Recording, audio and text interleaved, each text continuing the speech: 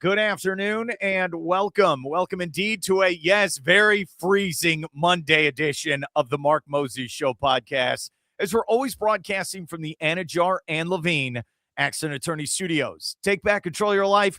Call today 1-800-747-FREE. That's 1-800-747-3733. It's Anidjar and Levine Accident Attorneys. Yeah, call them even in 25-degree weather here in Florida. All right, let's go up there to Mobile. This guy was covering the Senior Bowl all last week. We got to talk NFL draft to kick off. This is very key. Super Bowl week. He's my good friend, Brian Bosarge with Draft Countdown. My man, how you doing today? Mark, I'm just as cold as you are, buddy. If not colder up here. This is not great. I'm going to be honest. I'm not a fan of coming around in 30-degree weather.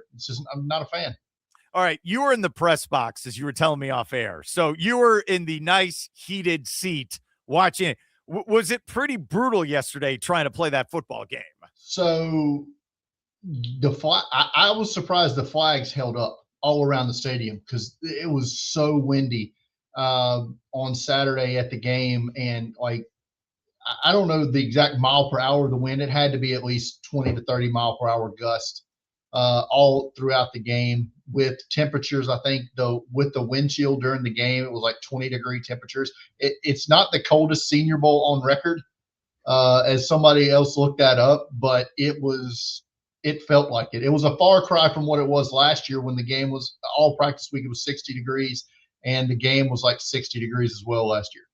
Yeah, so you preferred that, but I get it. Look, if you are a prospect and you get invited, you got to go. I don't care what the weather is. You got to go to this. And you've talked about this before, and I want your insight. The idea of, look, it's not just about the game. It's all week, right, where they try to break you down. Tell us more about that, Brian. Yeah, so common knowledge at this point is the practices are vastly more important than the game, because most NFL personnel, they get out on Thursday. Like, they'll watch the Thursday practice and they're gone. They're on the plane. They're out. They don't stay for the game. There was a handful of scouts sitting behind us in the press box on Saturday, but not many. They'll get the game tape, the all 22 of the game, and they'll be good with that. But they want to get up close to these guys at practice. They interview every single player. They get more time with them at the players that are at the Senior Bowl. They get more time, FaceTime with them than they do at the combine. So that's the important part for these players that get here. And every year we always see guys get what they call the Senior Bowl bump. And, guys that excel during the week of practice that, will see their draft stocks raised, even before the combine. Okay, then here is the big question for you. Just with your gut, who really stood out to you this year at the Senior Bowl? So, quarterback is who you have to start with, right? Because that is the most important position. And of the 6 quarterbacks here, I don't think we have a first-round draft pick at quarterback. I only think there's going to be 2 altogether, maybe not even 2. So that just depends on how teams feel about Ty Simpson. But of the guys here, I think Garrett Nussmeier is probably going to get the bump, so to speak, because he was injured for a chunk of this year. And he's a coach's kid. Doug Nussmeier, offensive coordinator for the Saints, is his dad, which his dad also played in the Senior Bowl a long time ago.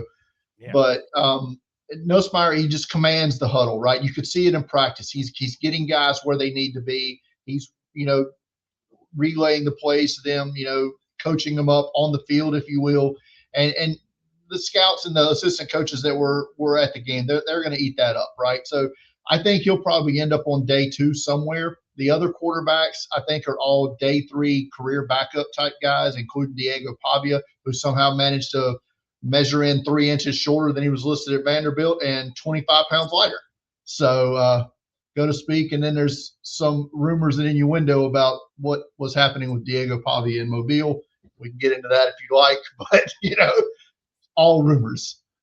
Is he one of those, I don't know, everything since the Heisman ceremony where, okay, I don't know about this. There's some red flags with this guy. Do you feel that way going into the draft now? He's Johnny Manziel without the draft capital. Is he smaller? Is he smaller than Manziel? I can't remember what Manziel weighed in at the combine, but I have to assume so. So that's a no for you then. For this. If he's drafted, it's round 6, round 7. I joked whenever when his weigh-in numbers came out that I hope he needs to learn to speak Canadian. That's your official going. Look, I have known Brian a long time. You don't pull any punches. I completely understand where you're coming from with this. Is it one of those things where it's Fernando Mendoza, who probably wasn't there at the Senior Bowl? He's the one. He's a lock, and then I'm not sure about anyone else in this draft. Is that when you at the end of the day, is that how you feel about these quarterbacks? Yeah, Fernando Mendoza is going to be the number 1 pick in the draft. Is it going to be with the Raiders, or are they going to sell it for a buttload of picks? I don't know. We'll see. The rumors of them hiring Clint Kubiak, I have to feel that that's going to be where they end up going and hold on to the pick. After that, I mean, you have Ty Simpson is literally default quarterback number 2 at this point. And does he go to the Rams with one of their 2 picks? Does he go to Cleveland with their 2nd pick? Does he go to Pittsburgh? Does he go to maybe some other team that's looking to stash a quarterback of the future later on in the 1st round? I don't know. That's, where we're going to see. But he's the only other quarterback I can see getting 1st round draft capital. After that, I mean, you're looking at Carson Beck from Miami, who, okay, does Trinidad Chambliss lose his lawsuit and end up in this draft class? Maybe, but those are day 2 guys at best. And I mentioned Nussmeier, and that's about it. I mean, at best, I think we're going to have 5 quarterbacks drafted in the first 2 days of the draft. That's at best. I mean, maybe even just 3. Is it one of those things where, all right, look, it's a weak draft class for quarterback. Might as well. Like I can go back to Bam. I goes, hey, what the heck? I'm going to just go. Let's see what happens. So if you look at every game he played after the Florida State game in the opener until a certain point, he looked like one of the best quarterbacks, like maybe even the best quarterback in this class. And then injuries just started racking up. And he was allegedly going to play down here at the Senior Bowl, but he couldn't. He didn't actually start throwing a football again until Tuesday or Wednesday of this week. He's actually training in Mobile at the quarterback QB country deal they have here, or whatever the guy that trained. That's where he's actually training for the draft, is in Mobile. So he was rumored to play here, but because of the broken rib I think he got in the Indiana game, he could not. I just so you know this, the Raiders are taking Mendoza at number 1. Yeah. There's no, I don't care how many picks. When I think of the Raiders and the rich tradition there on the West Coast, and especially, I'm just going to say it, Latino fan base, they've already gotten the jerseys ready to go with Mendoza. They're playing the ABBA song, Fernando. They're ready. And especially that franchise that's been a dumpster fire. And I know they made the playoffs. I get it with Carr. It's ever since they got their butt kicked by Tampa in that Super Bowl. Dude, they haven't won a playoff game since that season. It's a lock. There's no way how about you when you look at that number 1 pick? Like I said, it depends on, I mean, I don't know what their brain trust. I don't know how they feel about Fernando Mendoza. But if they could, let's just hypothetically say, there's stuff we don't like about Mendoza, but somebody else does. Let's say Cleveland, hypothetically, who has picks this year, has picks next year. The 27 quarterback class, it looks great on paper right now. And you've seen that with the Jets and the trades that they've made, acquiring assets for the 27 draft.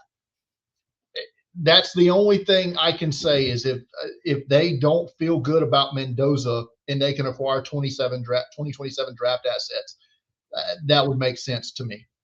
If you were Dante Moore at Oregon, would you reconsider, even though, I'm going back to Oregon, if you get the closer we get to the combine, would you say, all right, you know what? Maybe I should go in this draft? I mean, he would have to go in the supplemental draft now, which there hasn't been a supplemental draft pick in probably a decade. And so he would go with a 1st round supplemental pick, I think. So it would be interesting. But like I said, I don't think that's a realistic possibility. I'm guessing Uncle Phil there in Eugene cashed him a big check to come back. Don't you feel like he would have been the second pick in the draft to the I don't. Jets? I wouldn't. You could have argued with me, or we would have at least had a fun debate between now and the draft, or whether he might have ended up going number one. Dude, is that the current state of football in this country, where I can make more money in college football now than being an NFL quarterback? Is this the reality we're going to have to think about when we look at the draft moving forward? It definitely is for those day 2 and day 3 quarterbacks, right? Mm. Because make no mistake about it, that's why Trinidad Chambliss is fighting his butt off in court right now to try to get that extra year at Ole Miss, because he's going to make $4 million at Ole Miss, where he might not make $4 million on his entire rookie contract in the NFL.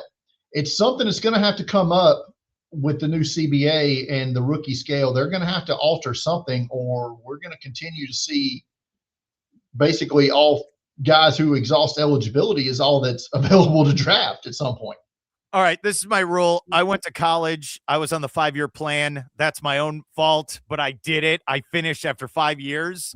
5 should be the cutoff. I get it. We had the pandemic year.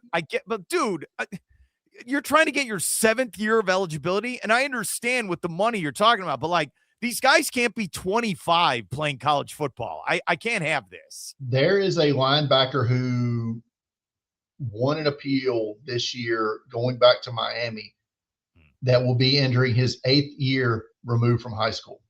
Muhammad Toure, the linebacker, he played 6 years at Rutgers, had 2 medical red shirts, transferred to Miami this year, and somehow was granted another year of eligibility by the NCAA. Mm-hmm. You're absolutely right. Look, Miami just stole Duke's quarterback, and they stole him from Tulane after a while. It's so wild. Is this changed the way you look at the draft and the combine and the Senior Bowl when you look at the current state of this? So, yes, from the standpoint of you want to draft guys with like upside, right? With more upside, and that come with the younger players. And I mean, you're still getting some of those guys 20, 21 years old, but you almost have to look at some of these guys, like you said, are 24, 25 years old, and they're having dominant seasons against 18, 19-year-olds. So you almost have to like look at that as, is this why they're doing it? But the longer this keeps dragging out with these guys in school, the more you're going to have to change the way your thought process is, because it's like, okay, everybody's like this now. So you almost have to change. It's no longer apples to oranges. It's almost becoming apples to apples. It's a great point. We're here with Brian Bosarge Draft Countdown. All right. I'm sorry we went on that tangent, but this is the current state of what's happened to the NFL and college football. It's a lot harder for somebody like me to keep up with too. Like, who's even in this draft class? I've got a list of guys I've got to go through and see, okay, did he redshirt or whatever? And like, do I move them to my 27 sheet, or do I move them, keep them to my, it's a nightmare. Okay. I told you this after I watched him in the bowl game there in Orlando. Arch Manning is making the right decision by going back to Texas for another year of seasoning. And there are moments in that game where I'm like, okay, I see there's some things here, even more than Fernando Mendoza, who I like as well. There's that, and I'm with you with what you said earlier. I think he's going to get the hype he was supposed to get this year. I think he's going to be a top 5 pick. And like, if you're the Jets, yeah, tank like crazy, go get Arch Manning. What are your thoughts on Manning? So he struggled for a good chunk of this season. But you started seeing it come together at the end of the year. Texas has spent a buttload of money in the portal this year, bringing in Cam Coleman over from Auburn, who I think is going to be the second best wide receiver in the draft next year. They have Ryan Wingo, who will be a true sophomore next year, who's going to be a top wide receiver prospect in 28. They brought in Hollywood Smothers, a running back from NC State, who I think could have been a top 5 running back in this class. So he's going back to Texas. They're putting offensive personnel in place to help Arch Manning next year. And you saw his maturation go through this season, including with the bowl game. So he's going to go into the next season as one of the top quarterback prospects, along with Dante Moore, along with, hopefully, just for my own sanity, Lenore Sellers. And it's like, South Carolina. amongst others, I mean, the 27, that's what I say, the 27 quarterback class looks rock solid on tape. All right. So if you're the Jets at number 2, what do you do exactly? Now that you're not going to take Dante Moore, what's the game plan? So you have 2 first-round picks in 26. You don't have the quarterback in place, and you're essentially a lame duck coach for everything that Aaron Glenn's worth. He's just fired his entire staff already. He's dead in the water going into the season. The Jets know this. They're letting it ride. They're going to suck again next year. They're going to get a high draft pick, and they're going to have 3 first-round picks in 27. You've already got your offensive tackles in place. They're good there with Fashanu and Armand Mimbo. They're good there. Add pieces at wide receiver to go with Garrett Wilson. Add some defensive playmakers, of which they don't have. Piece those guys together. Put the team around whatever quarterback that you're going to end up drafting in 27. Already have it in place. That way the new coach, if assuming it's not Aaron Glenn, can hit the ground running in 27 with the new quarterback. I like it. I do. All right. So that's what you're going to do with the Jets.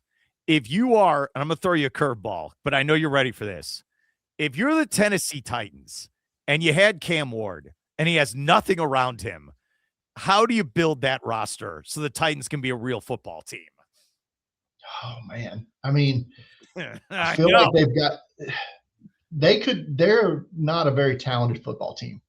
I think that's fair. They're not a very talented football team. So they really need to add just any pieces in place. Defensive edge, defensive tackle to go next to Jeffrey Simmons, more offensive linemen. They definitely need wide receivers. They are devoid of that. Maybe that's where they end up going at 4. They're the first team to take a wide receiver off the board. The Titans need to just add talent around Cam Ward. I think they're okay with Cam Ward there, but they need to seriously go get some talent around him. Yes, that is exactly what I want to hear. It felt like someone came into the room. You saw that on video. It sounded like the Tennessee Titans were trying to knock on the door to get the answer from you. That's what it sounded like right there, dude. We're here with Brian Bosarge, Draft Countdown. All right, you brought up the quarterbacks, right? Okay, what non-quarterback stood out to you there at the Senior Bowl? The best player overall, I think, here all week was defensive tackle Lee Hunter from Texas Tech. He's a 5th-year player, was at UCF last year, then transferred to Texas Tech this year. He's a big 325-pound defensive tackle.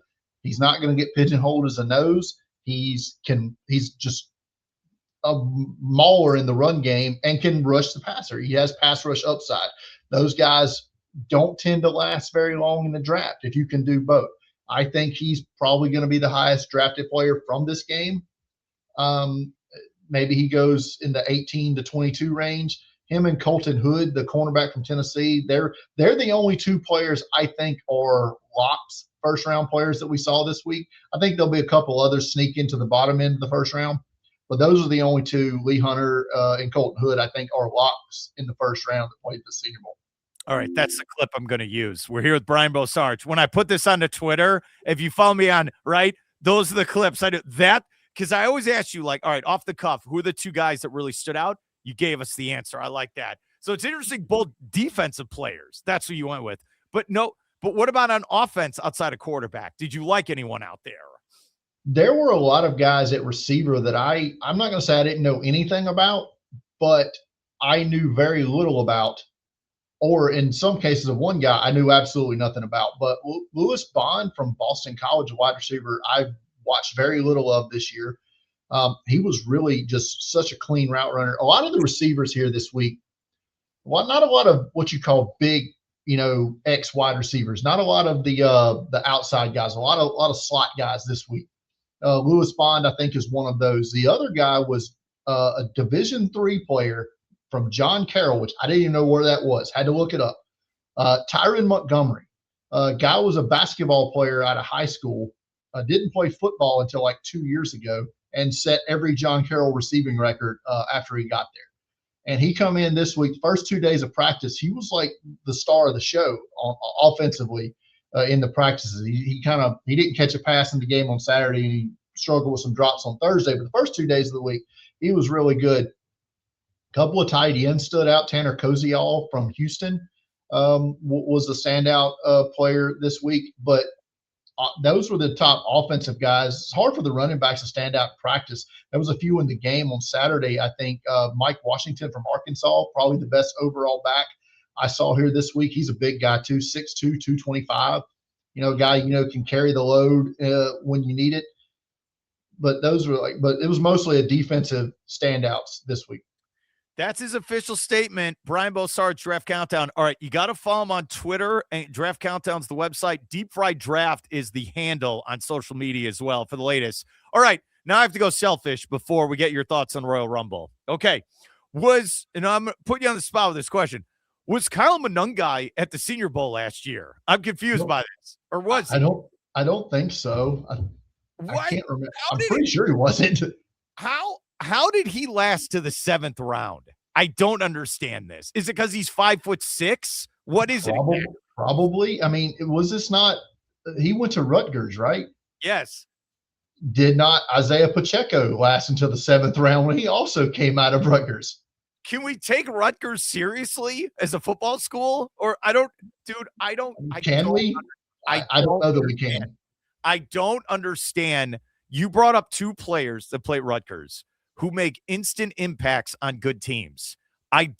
This is why, and we could debate this all day. I'm not taking a running back with a top 10 pick in the first round. I'm not. Look, you have Bijan Robinson, okay, fantasy stud. I'm not taking the running back that high. I'm not doing it. I don't care. I 100% agree, but we're going to have another one this year. So, okay, who's your guy this year? It's going to be Jeremiah Love from Notre Dame. He's going to go in the top 10. I don't know where, but he's going to go in the top 10. He might go 8 to New Orleans. I've even seen mock drafts him going 3 to Arizona. I think that would be absolutely crazy. Why? But why would you? I don't know. But I've seen him go 8 to New Orleans. Kansas City at 9 is a possibility for Jeremiah Love to go. But he's going to go probably in the top 10. He's going in the top 15 at worst. But he'll be the only first-round running back this year. Bijan Robinson is a superstar. You can't win with him. I'm sorry. You can't. I mean, look, you had Saquon on the Giants. They couldn't win with him. It's Genty last year with the Raiders. Genty's a great player, but he's on one of the worst teams ever. That's why they're having the number 1 pick. You can't. It doesn't work. Look, I've told you this for years. Offensive line, defensive line, quarterback. That's all I'm taking. And if you can't figure those out, you're never going to win. I'm sorry. It doesn't work. You can't go. You know what it is? I keep bringing up the Falcons. We'll take wide receiver. We'll take running back. It doesn't work, buddy. I'm sorry. Yeah, no, you're right. I mean, they finally went defense last year. They drafted 2 edge rushers in the first round, which Pierce was really good, the guy they traded up for. They gave up their first round pick this year. That ends up being the 12th overall pick in the draft. There you go. Exactly what it is. All right. Who was a better tight end this year? Colson Loveland or Tyler Warren? Or were they both great for their football teams? They were both great for their football teams. I love Tyler Warren. I had him rated higher than Loveland, but Loveland, it seemed like it took him a little while to get going. But once he did, he became like almost one of their featured pass catchers, right, on that team. And he's going to continue to get better. They're both going to be studs going forward. Tight end is bright in the NFL. Trey McBride in Arizona, Warren and Loveland last year, Brock Bowers. Yes. Heck, even Oronde Gadsden was a 5th-round pick this year at tight end and had a great year for San Diego, the Chargers. This is the key. All right. Quarterback, offensive line, then get him a tight end. I think that's how you build the football team. On offense, again, you get your quarterback, get your O-line, get him a tight end. That guy this year, by the way, in case you're wondering, is Kenyon Sadiq from Oregon. That's the guy.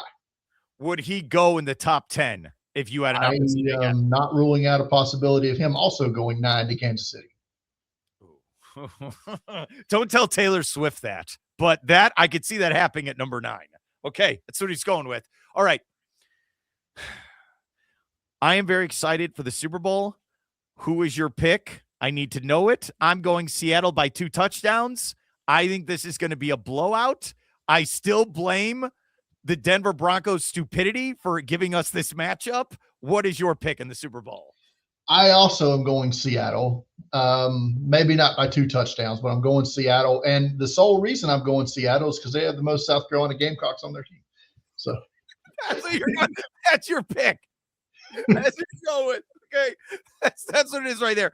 And Nick, there was no excuse for Nick Emmanwori to go into the second round. None. He was one of the 15 best players in last year's draft class. He had no business going in the second round. Seattle stole him in the second round, and look at how successful he was this year as a rookie. Did you like also, if we could look back at the 2018 NFL draft, all the great quarterbacks, Josh Allen, Lamar Jackson, and Baker Mayfield? And Sam Darnold's the first one to play in the Super Bowl. On his 4th different team, but the first one to play in the Super Bowl. Did you like Sam Darnold coming out of the draft? I would have to go back and look. I feel like he was my number 2 quarterback in that draft class. I don't want to openly say who was my number 1 because he's the only one that's still not playing. But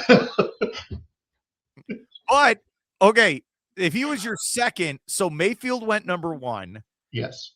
And then I think it was Saquon at number 2. And then I think Darnold at 3 to the Jets. That's correct. Happened. Yeah. That's wild, dude. Yeah. I know we've talked about this for years. Lamar Jackson, the audacity anyone even said he should switch positions is the most ridiculous thing ever for any draft. The same guy that said Bill Belichick shouldn't be a first ballot Hall of Famer. Can't make. Did no one watch him play at Louisville? I'm confused. He was shredding people. Shredding. And what has Louisville done since then? Since he left? Nothing. He was phenomenal. Oh, man. It is. All right, so you're taking the Seahawks. Let's end with this. I didn't like the Royal Rumble. I don't like it's in Saudi Arabia. There's no surprises. I didn't like it. What about you? I thought the women's Royal Rumble match had the right winner. I'll say that. That was about the extent of my like of the show. I started watching it late. And I have a bigger complaint I'll get to in just a second. Okay. Even with the whole fact of it being in Saudi Arabia, I don't like that whole deal anyway for multiple reasons. Just having events over there and the fact they're getting WrestleMania there next year is gross.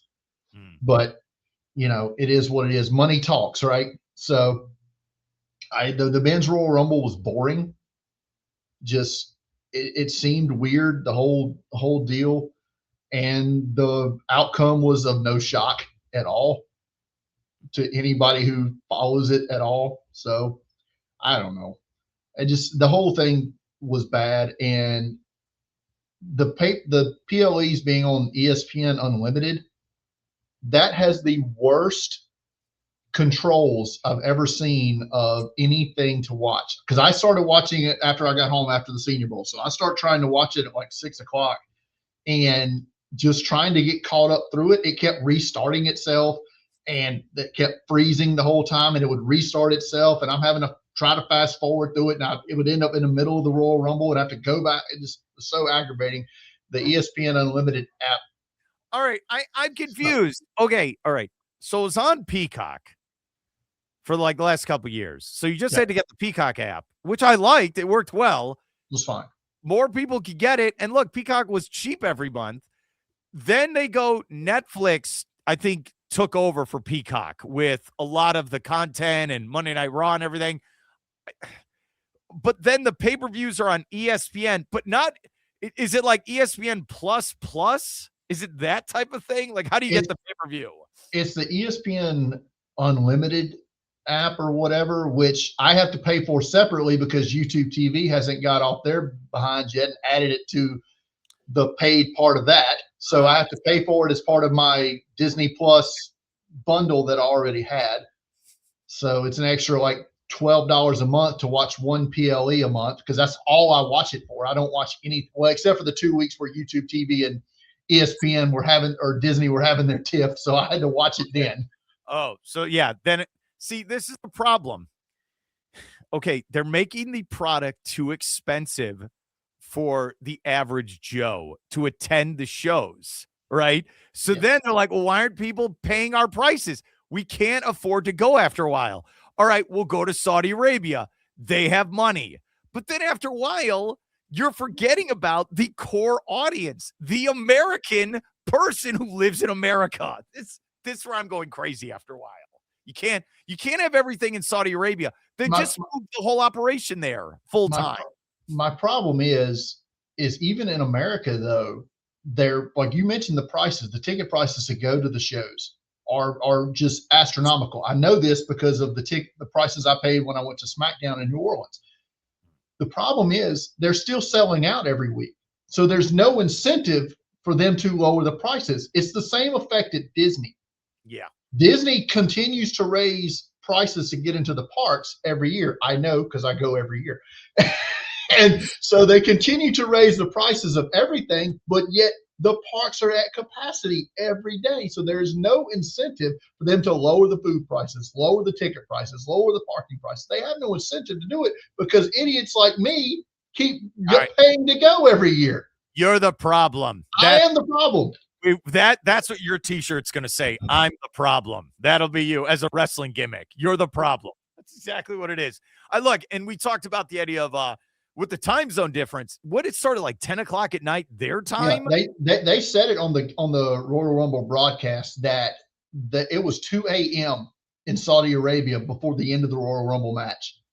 Well, all right. Was the stadium also half empty, or was that or were people there? I'm confused. So they overlaid LED lights like on poles above the people's heads. So it looks, if you're watching on television, it looks like all the seats are empty, but they were not. I saw some like Instagram reels and stuff of people saying, listen, I promise there were people here.